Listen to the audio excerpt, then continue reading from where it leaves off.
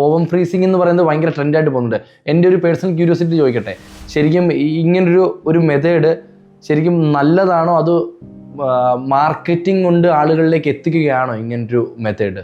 നല്ലതാണോ എന്ന് ചോദിച്ചു കഴിഞ്ഞാൽ ഞാൻ നേരത്തെ പറഞ്ഞതുപോലെ നമുക്കൊരാളുടെ ചോയ്സസിന് ഒരിക്കലും നമുക്ക് നോ പറയാൻ പറ്റില്ല അല്ലേ. ഇപ്പം നമുക്ക് ഏർലി ഏജിലുള്ള പ്രഗ്നൻസി തന്നെയാണ് ഒരു ഐഡിയൽ.